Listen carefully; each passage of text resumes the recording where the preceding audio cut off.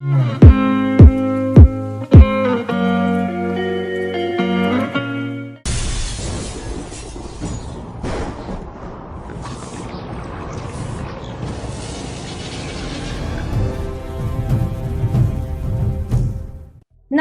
दोस्तों, एक बार फिर से मैं आप सबका स्वागत करना चाहती हूँ हमारे इस प्रोग्राम इंद्रप्रस्थ अतीत की एक अद्भुत यात्रा में। दोस्तों, हमारी दिल्ली में कई दर्शनीय स्थल है। इसके प्रत्येक भाग में इतिहास की बहुत सी गाथाएं सिमटी हुई हैं। क्या कहा जाता है, महाभारत के वीरों की स्मृति भी सोई हुई है यहाँ, और दिल्ली के नरेश पृथ्वीराज चौहान के 17 युद्धों की वीरताओं की गाथाएं गाई जाती है। इस ऐतिहासिक नगरी दिल्ली को देखने व समझने के लिए दोस्तों 1 महीना कम से कम लगता है। तो चलिए हम आपकी मुश्किल इस प्रोग्राम के जरिए हल कर देते हैं। कहा जाता है, कर्म तेरे अच्छे हैं तो किस्मत तेरी दासी है, नियत तेरी अच्छी है तो घर में मथुरा काशी है। तो घर में बैठे हुए मैं आपको एक ऐसे मंदिर के बारे में बताना चाहती हूँ जहां सभी जातियों के लोगों को आमंत्रित किया जाता है। ठीक है, यदि आपने नहीं सुना तो हम आपको दिल्ली के लक्ष्मी नारायण मंदिर के दर्शन अवश्य कराएंगे।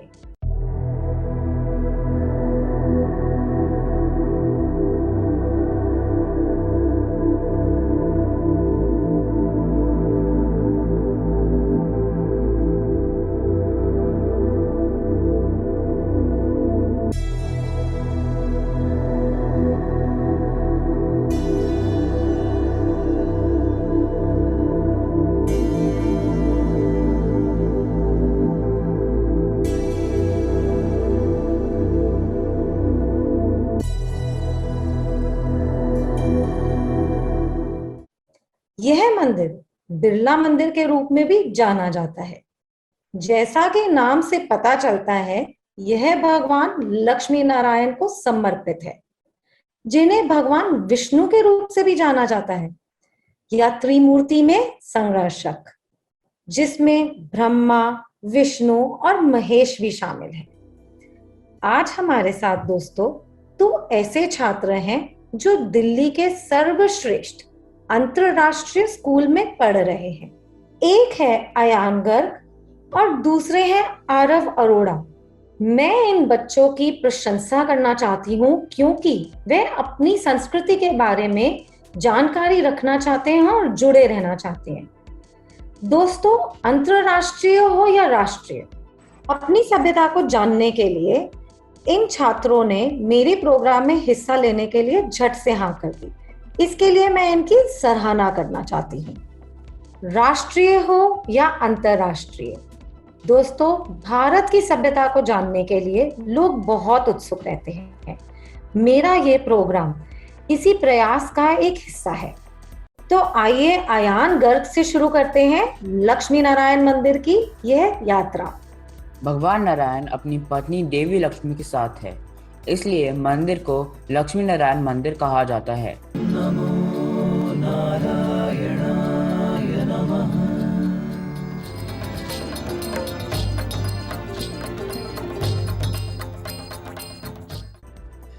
उद्योगपति बालदेव दास बिरला ने अपने बेटों के साथ 1933 से 1939 तक इस मंदिर को बनवाया था।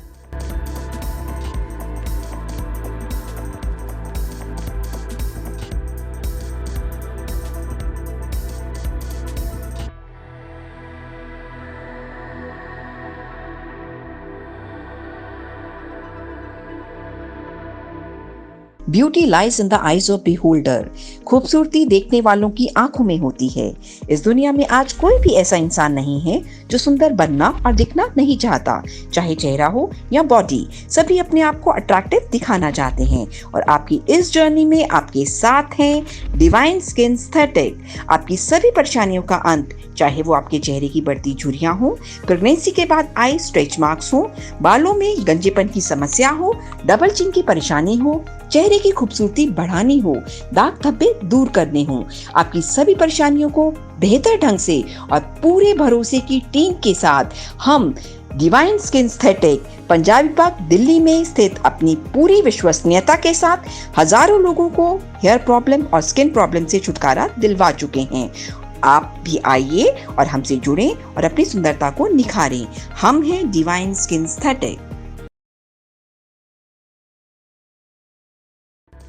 उद्घाटन राष्ट्रपिता महात्मा गांधी ने इस शर्त पे किया था कि ये मंदिर सभी जातियों के लिए खुला रहेगा। ये प्राचीन मंदिर है जिसका निर्माण 1622 में वीर सिंह देव ने कराया था।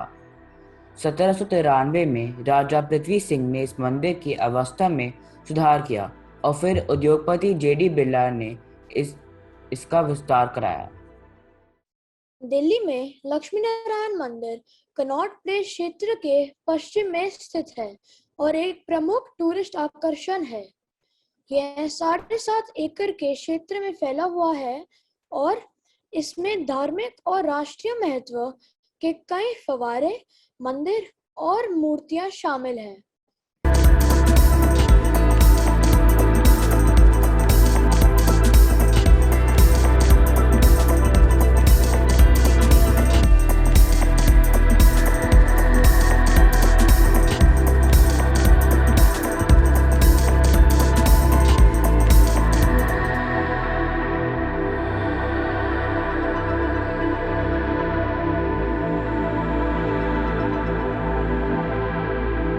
मंदिर में एक गीता भवन भी है जिसका उपयोग प्रवचनों के लिए किया जाता है। जन्माष्टमी और दिवाली त्योहारों के दौरान स्थानीय लोगों और पर्यटकों के बीच लक्ष्मी नारायण मंदिर एक प्रमुख आकर्षण है। लक्ष्मी नारायण मंदिर न केवल धार्मिक महत्व का स्थान है बल्कि वास्तुकला का एक उत्तम नमूना भी है।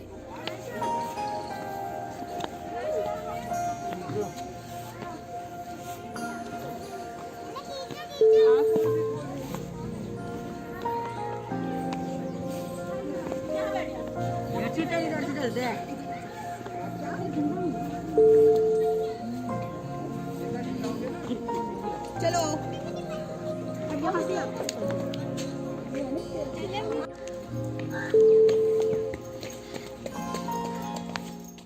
बिरला मंदिर एक 3 मंजिला इमारत है। प्रतीक जयपुर से प्राप्त संगमरमर के पत्थर से बने हैं। इसका सबसे बड़ा आकर्षण इसका श्रृंगार है। मंदिर पूर्व मुखी है और सूर्योदय के समय आश्चर्यजनक रूप से सुंदर दिखता है। यह एक ऊंचे चबूतरे पर स्थित है और कुछ भित्ति चित्रों से भी सुशोभित है।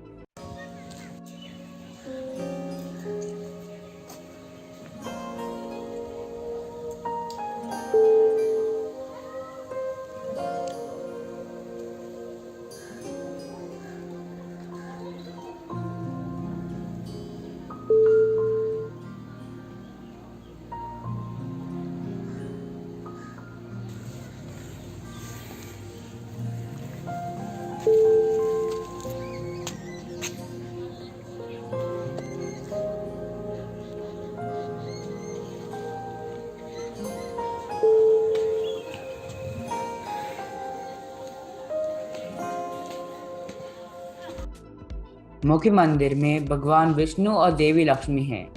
एक विशाल हॉल है और आरती के समय सुबह और शाम के समय बहुत सारे लोगों की बैठने की जगह है।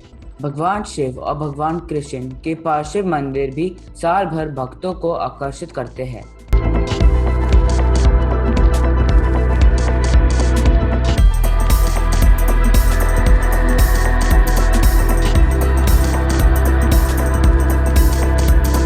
बाईं ओर के मंदिर शिखर में देवी दुर्गा का मंदिर भी है।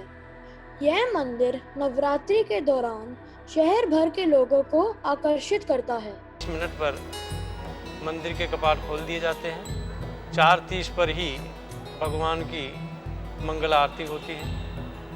मंगल आरती के बाद में भगवान की पूजा, अभिषेक, स्नान इत्यादि जो नित्य क्रियाएं हैं वो पूर्ण रूप से की जाती। ओम ईदं विष्णुर्विचक्रामे त्रेधानि दहे पदम् समूढस्य पाहुषुरे स्वाहा। ओम विष्णवे नमः, ओम विष्णवे नमः, ओम विष्णवे बिरला मंदिर का निकटतम मेट्रो स्टेशन ब्लू लाइन पर आरके आश्रम मार्ग मेट्रो स्टेशन है। यह मंदिर से 1.8 किलोमीटर की दूरी पर है और एक ऑटो द्वारा आसानी से पहुंचा जा सकता है।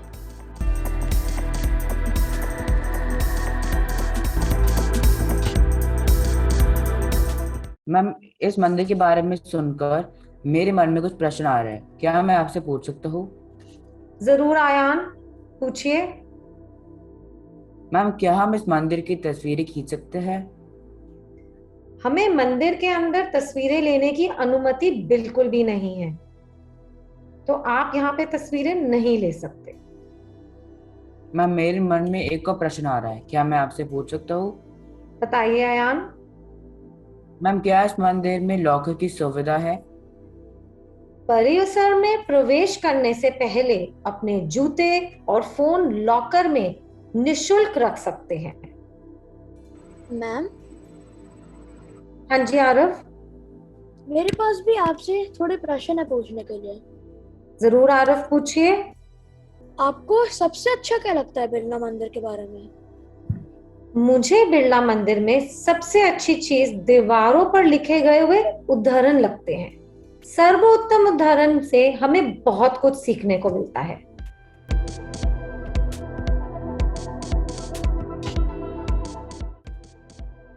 मेरे पास एक और प्रश्न है मैम, मैं पूछ सकता हूँ? हाँ जी आरव, पूछिए। मैम, इस मंदिर की वास्तुकला के बारे में थोड़ा बता सकते हैं आप? इसके वास्तुकार श्री चंद्र चैटर्जी थे, जो आधुनिक भारतीय वास्तुकला आंदोलन के प्रमुख प्रस्तावक थे। मैम, मेरे मन में एक और प्रश्न आ रहा है, क्या मैं आपसे पूछ सकता हूँ? हाँ जी आयान, पूछिए। मैम, मैंने सुना है कि इस मंदिर में एक शीश महल भी है, क्या आप इसके बारे में मुझे कुछ बता सकते हैं? हाँ जी आयान, इस मंदिर में एक ऐसा कक्ष है जिसके गर्भगृह में राधा कृष्ण जी की मूर्ति है और उसकी दीवारों पे छोटे छोटे शीशे गड़े हुए हैं, जिसमें भगवान की छवि कई जगह नजर आती है और इससे पता चलता है भगवान सर्वव्यापक है।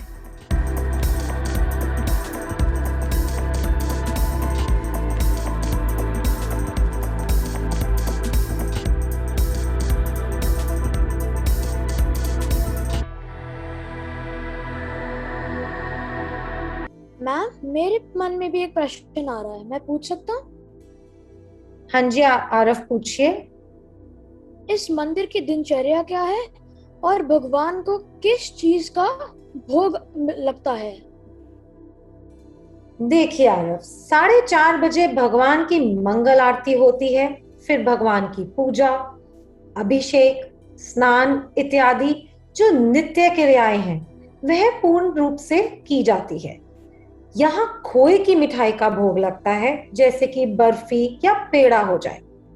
फिर 8 बजे भगवान को महाप्रसाद का भोग लगता है, जैसे कि सब्जी, दही और पूरी। मान्यता के अनुसार श्रद्धा पूर्वक दिए गए प्रसाद को देवी देवता सूक्ष्म रूप से ग्रहण कर लेते हैं। आपको पूजा का लाभ एवं मनोवांछित फल मिलता है।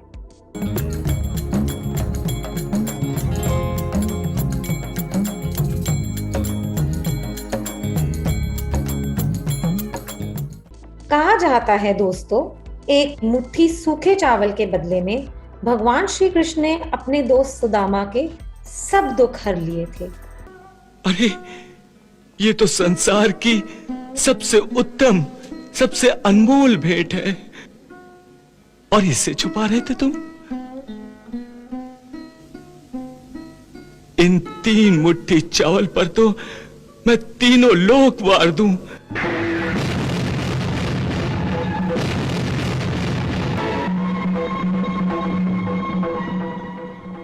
हाँ सुदामा, तीनों लोक वार। ऐसे मैं भी आशा करती हूँ घर बैठे हुए लक्ष्मी नारायण मंदिर के इन दर्शनों से वह आपके सब दुख हर लेंगे। दोस्तों, अभी इंद्रप्रस्थ के बारे में मुझे आपको बहुत कुछ बताना है। बहुत से ऐसे ऐतिहासिक स्थान हैं दोस्तों जिनके बारे में मैं आपको बताना चाहती हूँ, तो हमारे साथ आप जुड़े रहिए। मिलते हैं अगले हफ्ते। नमस्कार।